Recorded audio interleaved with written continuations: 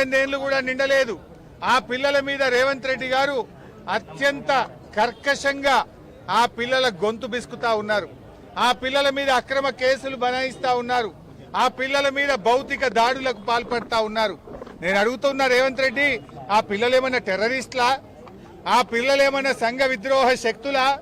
ఆ పిల్లలు తమ భవిష్యత్తును నాశనం చేయొద్దని, మా భవిష్యత్తు స్కిల్ యూనివర్సిటీలో కలిపి మీరు చెలగాటమాడొద్దని ఈ ప్రభుత్వంతో పోరాటం చేస్తున్నారు. ఇలా పిల్లలు రాష్ట్ర వ్యాప్తంగా బాధపడతా ఉన్నారు. ముఖ్యంగా ఈ రేవంత్ రెడ్డి విద్యాశాఖ మంత్రిగా ఉండడం మా దౌర్భాగ్యము. రేవంత్ రెడ్డి ఈ మధ్య మాట్లాడుతూ ఇంజనీరింగ్ విద్యార్థులంతా కూడా క్రిమినల్ వేస్ట్ అని మాట్లాడినాడు. అదే విద్యార్థులు ఏమంటున్నారంటే రేవంత్ రెడ్డి రాష్ట్రానికి ముఖ్యమంత్రి కావడం అంతకంటే క్రిమినల్ వేస్ట్ అని ఇలా విద్యార్థులు మాట్లాడుతున్న పరిస్థితి ఉన్నది. రేవంత్ రెడ్డి గారు ఇలా మమ్మల్ని ఎందుకు అరెస్ట్ చేశారు? మేము వరంగల్ పాలిటెక్నిక్ కాలేజీకి వెళ్లి ఆ పిల్లలతో మాట్లాడడం వల్ల మీకు వచ్చిన ఇబ్బంది ఏంది? ఆ పిల్లల బాధలు మేము వినడం వల్ల మీకు వచ్చిన ఇబ్బంది ఏంది? మీకు ఎవరు చెప్పినారు స్కిల్ యూనివర్సిటీలో కల్పని? ఎవరైనా దరఖాస్తు ఇచ్చిండ్రా? అసలు what is skill university? Skill university PPP model, public private participation తో స్కిల్ యూనివర్సిటీ ఏర్పాటు చేసినారు. స్కిల్ యూనివర్సిటీకి గవర్నమెంట్ తో సంబంధం లేదు. ఇవాళ రాష్ట్రంలో ఉండే ప్రభుత్వ పాలిటెక్నిక్లను తీసుకుపోయి స్కిల్ యూనివర్సిటీలో కలపడం అంటే ప్రైవేట్ పరం చేయడం. ఆ పిల్లల్ని ఆగం చేస్తున్నావు. ఇలా పాలిటెక్నిక్ పిల్లలు 15,000 ఫీజు కడితే చదువు అయిపోతుంది. రేపు ప్రైవేట్ లో కలిపితే 5,000 సంవత్సరానికి, 3 ఏళ్లకు 15,000. రేపు మీరు స్కిల్ యూనివర్సిటీలో కలిపితే అడ్డగోలుగా ఫీజులు పెంచితే ఆ పిల్లల భవిష్యత్ ఆగం కాదా? ఏఐసిటి అనుమతితో వాళ్ళు పిల్లలు చదువుతున్నారు కనుక ఇంజనీరింగ్ లో సెకండ్ ఇయర్ డైరెక్ట్ గా పోయే అవకాశం ఉంది. రేపు నువ్వు స్కిల్ యూనివర్సిటీలో కలిపితే వాళ్ళ జీవితాలు ఆగమవుతాయి. ఇవాళ polytechnic is different, ITI is different. నీకు అవగాహన లేక ఐటీఐతో పాలిటెక్నిక్ లను కలపడం వల్ల పిల్లల జీవితాలు ఆగమవుతాయి. ఇవాళ ఒక వరంగల్ పాలిటెక్నిక్ లోనే 10 మంది విద్యార్థులు టీసీ తీసుకున్నారు. ఇవాళ వాళ్ళ తల్లిదండ్రులు పాలిటెక్నిక్ కాలేజీకి వచ్చి వరంగల్లో ఈ రేవంత్ రెడ్డి పుణ్యమాని మా పిల్లల జీవితాలు ఆగమవుతున్నాయి, మా పిల్లలు పాలిటెక్నిక్ చదివితే ఎదగాకుండా అయిపోతారని ఒక్క వరంగల్ పాలిటెక్నిక్ లో 10 మంది తల్లిదండ్రులు టీసీ తీసుకొని పిల్లల్ని తీసుకొని ఇంటికి పోయిన పరిస్థితి ఏర్పడ్డది.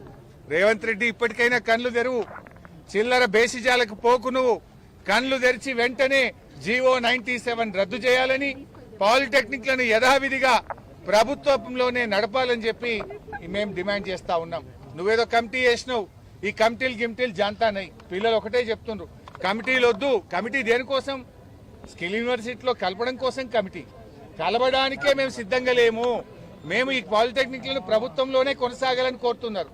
ఇప్పుడు రేవంత్ రెడ్డి ఇంకో విషయం కూడా అడగదలుచుకున్నా. ప్రతిదానికి ఆంధ్రప్రదేశే ఆదర్శం, మీ గురువు గారే ఆదర్శం అంటావు కదా.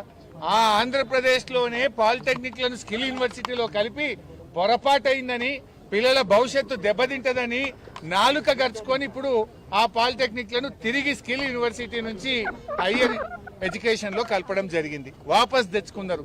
మరి మీ గురువు గారు నీ ఆదర్శంగా ఉండే ఆంధ్రప్రదేశ్ వెనక్కు తీసుకుంది కదా, నువ్వు కూడా వెంటనే వెనక్కు తీసుకోవాలని చెప్పి మేము డిమాండ్ చేస్తా ఉన్నాం. ఢిల్లీలో కూడా ఇది ఫెయిల్ అయింది. ఢిల్లీలో కూడా పాలిటెక్నిక్ స్కిల్ యూనివర్సిటీలో కలిపితే అక్కడ కూడా ఫెయిల్ అయి ఢిల్లీ ప్రభుత్వం కూడా వెనక్కు తీసుకున్నది. మరి ఢిల్లీలో ఫెయిల్ అయింది, ఆంధ్రప్రదేశ్ లో ఫెయిల్ అయినాక ఇక్కడ ఎందుకు చేస్తున్నావు? అంటే ఇప్పుడు ఇవాళ స్కిల్ యూనివర్సిటీలో కలపడం అంటేనే ప్రైవేట్ లో కలపడం. ఇవాళ రేవంత్ రెడ్డి నేను కోరేది ఒక్కటే, అనవసరంగా ఈ పాలిటెక్నిక్ విద్యను ప్రైవేట్ పరం చేయొద్దు. నేను రాహుల్ గాంధీని కూడా అడుగుతున్నా, రాహుల్ గాంధీ అంతటా పోయి ఉద్యమాలు చేస్తున్నావు, ఢిల్లీలో చేస్తున్నావు, బీహార్ లో చేస్తున్నావు, మరి తెలంగాణకి ఎందుకు వస్తలేవు? ఇక్కడ కూడా జెన్జీ రోడ్ల మీద ఎక్కి పోరాడుతుంది కదా, 1,00,000 మంది పాలిటెక్నిక్ విద్యార్థులు పోరాడుతున్నారు కదా, ఫీజు రియంబర్స్మెంట్ కోసం విద్యార్థులు పోరాడుతున్నారు కదా, నిరుద్యోగులు జాబ్ నోటిఫికేషన్ కోసం పోరాడుతున్నారు కదా. ఆనాడు రాహుల్ గాంధీ, ప్రియాంక గాంధీలు యూనివర్సిటీ మెట్లెక్కినారు, లైబ్రరీల చుట్టూ తిరిగినారు, నిరుద్యోగుల చుట్టూ తిరిగారు, హామీలు గుప్పించారు. ఎందుకు ఇప్పుడు రావట్లేదు?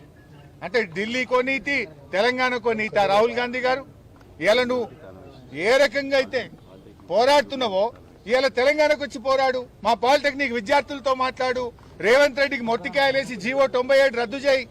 ఇలా ఏందండి వరంగల్లా మేము వస్తున్నామని చెప్పి పాలిటెక్నిక్ కాలేజీకి తాళం వేస్తారా పోలీసు వాళ్ళు? పోయి అన్నం కూడా పెట్టారు. ఆ పిల్లలకు 1 గంటకు అన్నం పెట్టాలంటే హాస్టల్ బంద్ చేస్తారు, మెస్ బంద్ చేస్తారు, కాలేజీకి తాళం వేస్తారు, పిల్లలకు అన్నం పెట్టరు, పిల్లల్ని బయటకు రానియరు. ఇదా ప్రజాపాలన? ఇది ప్రజాపాలన కాదు, పోలీస్ పాలన. ఇది తుగ్లక్ పాలన, ఇది రాక్షస పాలన. ఇవాళ పిల్లల జీవితాలతో చెలగాటమాడుతున్నటువంటి పాలన. ఈ రాష్ట్రంలో పేరుకే ప్రజాపాలన, జరుగుతున్నదంతా కూడా పోలీస్ పాలన జరుగుతా ఉంది. ఇవాళ బాధ్యతాయుతమైన ప్రజాప్రతినిధులుగా మేం పాలిటెక్నిక్ కాలేజీ పోతే నీకు వచ్చిన నొప్పేంది రేవంత్ రెడ్డి? మమ్మల్ని ఎందుకు ఆపాల్సి వచ్చింది?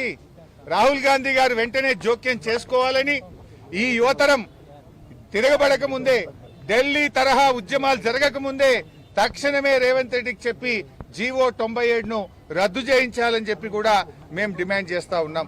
ముఖ్యంగా ఈరోజు రేవంత్ రెడ్డి పాలనలో ఎక్కడ చూసినా కూడా దాడులే జరుగుతున్నాయి. లగచెర్ల రైతులకు బేడీలేసినారు. ఇదే వరంగల్ జిల్లా మహబూబాబాద్ లో పాలిటెక్నిక్ విద్యార్థి గొంతు బిసికినాడు ఒక సీఐ. ఇప్పటిదాకా సీఐ మీద యాక్షన్ లేదు. ఇప్పటిదాకా సూర్యాపేటలో ఒక పిల్లల మీద లాఠీ చార్జ్ చేసి కొడితే దాని మీద ఇంతవరకు విచారణ లేదు. డీజీపీ గారు ఏం చేస్తున్నారు మీరు అని మేము అడుగుతా ఉన్నాం. ఇవాళ రాష్ట్రంలో విద్యార్థులు రోడ్ల మీద, నిరుద్యోగులు రోడ్ల మీద, ఉద్యోగులు రోడ్ల మీద, రైతులు కూడా రోడ్ల మీదకి వచ్చిన పరిస్థితి వచ్చింది. రైతులకు యూరియా దొరకదు, సాగునీరు అందదు, రైతులకు ఈరోజు కరెంటు రాని పరిస్థితి. ఉద్యోగులకు ఈ కాంగ్రెస్ ప్రభుత్వం ఇచ్చిన అన్ని హామీలను తుంగలో దొక్కింది. 6 డిఏలు పెండింగ్ లో ఉన్నాయి, పీఆర్సీ పెండింగ్ లో ఉంది, health insurance scheme utter flop అయిపోయింది. ఇవాళ సిపిఎస్ ఉద్యోగులను ఓపీఎస్ ఉద్యోగులుగా మారుస్తామన్న మాట విషయంలో కూడా కాంగ్రెస్ పార్టీ ఫెయిల్ అయిపోయింది. తక్షణమే కాంగ్రెస్ పార్టీ ఉద్యోగులకు ఇచ్చిన హామీలను అమలు చేయాలని, ఉద్యోగులతో చర్చలు జరపాలని, వెంటనే పీఆర్సీని ప్రకటించి అమలు చేయాలని చెప్పి కూడా బీఆర్ఎస్ పార్టీ డిమాండ్ చేస్తుంది. 73% ఫిట్మెంట్ ఇచ్చారు. కేసీఆర్ గారు ఉద్యోగుల కోసం ఆ రోజుల్లో మన తెలంగాణ ఉద్యమంలో పాల్గొన్నారని ఒక ప్రత్యేకమైన ఇంక్రిమెంట్ కూడా ఆనాడు కేసీఆర్ గారు ఇచ్చారు. రేవంత్ రెడ్డి 3 ఏళ్ల పాలనలో ఉద్యోగులకు చేసింది ఏం లేదు, గుండు సున్నా తప్ప. ఇంకా డిఏలు పెరిగినాయి, బకాయిలు పెరిగినాయి. రిటైర్డ్ ఉద్యోగులకు ఈరోజు బకాయిలు రానటువంటి పరిస్థితి ఏర్పడతా ఉంది. అందువల్ల మేము ఈ పాలిటెక్నిక్ విషయంలో డెఫినెట్ గా వారికి న్యాయం జరిగేదాకా బీఆర్ఎస్ వారికి అండగా ఉంటది. ఇవాళ పాలిటెక్నిక్ విద్యార్థుల పట్ల ప్రభుత్వం కర్కశంగా వ్యవహరిస్తా ఉంది. దానికి తగిన మూల్యం చెల్లించాల్సి వస్తుందని హెచ్చరిస్తూ రాహుల్ గాంధీ గారు వెంటనే జోక్యం చేసుకోవాలని, ఇక్కడికి రండి, మీరు ఈ విద్యార్థులతో మాట్లాడండి. ఆనాడు నిరుద్యోగులకు ఇచ్చిన హామీలు ఏమైందో ఒకసారి రివ్యూ చేయాలని కోరుతా ఉన్నాం.